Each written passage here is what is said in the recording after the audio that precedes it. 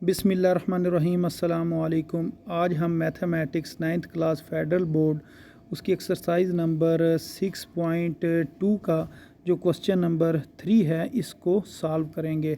तो question number 3 कुछ इस तरह है, find radian measure of the central angle of a circular sector for the following data. तो वो ये कह रहे हैं कि आपने सेंट्रल एंगल जो है वो मेजर करना है, लेकिन जो सेंट्रल एंगल है वो आपने रेडियन के अंदर मालूम करना है। और जो आपके पास सर्कुलर सेक्टर है, सर्कुलर सेक्टर से मुराद ये है कि मसलन ये हमारे पास अगर एक सर्कल है और ये दरमियान में इसका सेंटर है और इस जगह पर जो एंगल बन रहा है इसको मैं कहता हूँ ये सेंट्रल एंगल है, ये थीटा। ये इसका रेडियस होता है, ये इसकी आर्क लेंथ होती है, यहाँ से लेकर यहाँ तक ये इसकी आर्क लेंथ है और ये सेंट्रल एंगल है और ये रेडियस है। वो कह रहे हैं ये सेंट्रल एंगल जो है ये आपने मालूम करना है। और ये सेंट्रल एंगल किसका है? सर्कुलर सेक्टर का, यानी कि ये एक हमारे पास सर्कुलर सेक्टर है ये सारा। इसका जो सेंट्रल एंगल है वो आप मालूम करें और जो थीटा की वैल्यू है वो आपने रेडियन के अंदर मालूम करनी है। तो ये क्वेश्चन है, इसको हमने सॉल्व करना है। तो हमारे पास क्वेश्चन के अंदर दो चीज़ें गिवन है।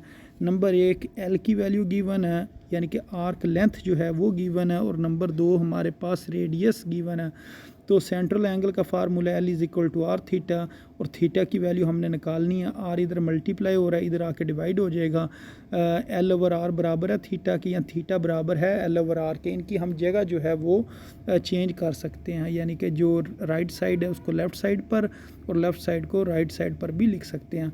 अब आप एल की वैल्यू और आर की वैल्यू पुट करें। एल की वैल्यू 8 सेंटीमीटर है और आर की 4 सेंटीमीटर है। सेंटीमीटर सेंटीमीटर कैंसिल हो जाएगा, 8 को 4 पे डिवाइड करेंगे तो 2 इसका आंसर आ जाएगा। तो ये याद रखना है, जब एल और आर की वैल्यू हम पुट करते हैं जो हमारे पास आंसर आता है वो रेडियन में आता है। लेकिन जिस टाइम हमने L is equal to R theta, ये जो फार्मूला है इसके अंदर अगर हमने जो वैल्यू थीटा की पुट करनी है वो हमने हमेशा रेडियन में पुट करनी होती है। इस वजह से जब इसमें से कोई वैल्यू निकलेगी एंगल की तो वो हमेशा रेडियन में ही निकलेगी, क्योंकि इसके अंदर हम पुट ही जो वैल्यू करते हैं वो रेडियन में करते हैं। तो जब कि अब हमने वैल्यू मालूम करनी है थीटा की, तो जब इन दोनों की वैल्यू हम पुट करेंगे एल और आर की, तो हमारे पास जो वैल्यू आएगी वो रेडियन में होगी, वो डिग्री में नहीं होगी। ये याद रखना, इसकी जो वैल्यू आएगी, जो आंसर आएगा उसके साथ आपने रेडियन लिख देना है। इसी तरह जो इससे नेक्स्ट क्वेश्चन है वो कह रहे हैं एल की वैल्यू 8.5 मीटर, आर की वैल्यू है 2.25 मीटर। अब हम इसका सेंट्रल एंगल निकालते हैं। तो थीटा बराबर एल ओवर आर, आपने एल की वैल्यू पुट की और आर की वैल्यू पुट कर दी। तो ऊपर आपने एल की वैल्यू पुट की, नीचे आपने आर की वैल्यू पुट कर दी है।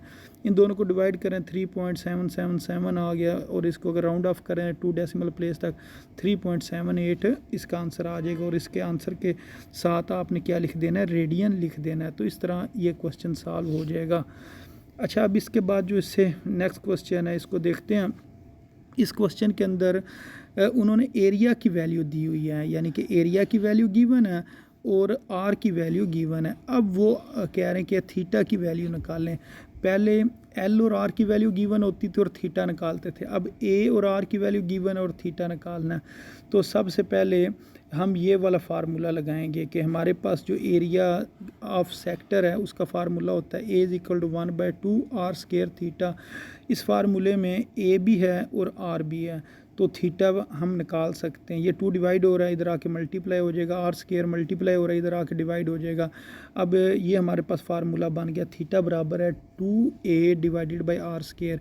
इधर आपने a की ये वैल्यू पुट कर दी जो क्वेश्चन में गिवन थी, ये वाली जो वैल्यू है, ये वाली वैल्यू आपने इस जगह पर पुट कर दी। उसके बाद आर की वैल्यू क्वेश्चन में 10.70 है, तो ये नीचे 10.70 लिख कर उसका आप स्केयर ले लें। फिर इसकी आप कटिंग करें, सेंटीमीटर स्केयर से कैंसिल हो जाएगा। कैलकुलेटर की मदद से 90 को 114.49 पे डिवाइड करें तो ये आपके पास आंसर आएगा। फिर इसको राउंड ऑफ कर दें 2 डेसिमल प्लेस तक, तो ये रेडियन में इसका आंसर आ जाएगा। अच्छा, अब इसके बाद जो क्वेश्चन नंबर 4 है इसको सॉल्व करते हैं। तो क्वेश्चन नंबर 4 जो है क्वेश्चन नंबर 3 का जो 4th पार्ट है उसके अंदर आपको एरिया गिवन है और जो आर्क लेंथ है वो गिवन है। अब आपने थीटा की वैल्यू निकालनी है। तो इसके अंदर थीटा की वैल्यू निकालने के लिए हमारे पास ये फार्मूला होता है, थीटा जिस तरह हमने अभी ऊपर लिखा है, थीटा किसके बराबर है जी, थीटा बराबर है 2a divided by are square. तो अब इसके अंदर मसला ये है कि हमारे पास तो आर की वैल्यू ही नहीं है क्वेश्चन में, हमारे पास ए की वैल्यू तो गिवन है, ये जो ए की वैल्यू लिखी हुई है ये तो हमारे पास है, लेकिन हमारे पास आर की वैल्यू नहीं है। तो फिर हम एक इसके अंदर मज़ीद काम करेंगे, वो ये करेंगे कि पहले इसको हम ना रीअरेंज कर लेते हैं। मसलन ये हमने ए की वैल्यू पुट कर ली, आर स्क्वायर इधर डिवाइड हो रहा है तो इधर आके हमने मल्टीप्लाई कर दिया। अब आर की वैल्यू पुट करते हैं, L is equal to R theta होता है, तो आर किसके बराबर है, ये थीटा मल्टीप्लाई हो रहा है, इधर आके डिवाइड हो जाएगा, आर बराबर है एल ओवर थीटा। तो ये आर स्क्वायर की जगह L square over theta square लिख सकते हैं, या एल ओवर थीटा का होल स्क्वायर लिख सकते हैं। तो ये हमने L डिवाइडेड बाय थीटा जो है ना ये लिख लिया। अब हमारे पास L की वैल्यू है, L की वैल्यू इधर पुट कर दें, L की वैल्यू हम इधर पुट कर देंगे। L की वैल्यू कितनी है जी, 10 सेंटीमीटर।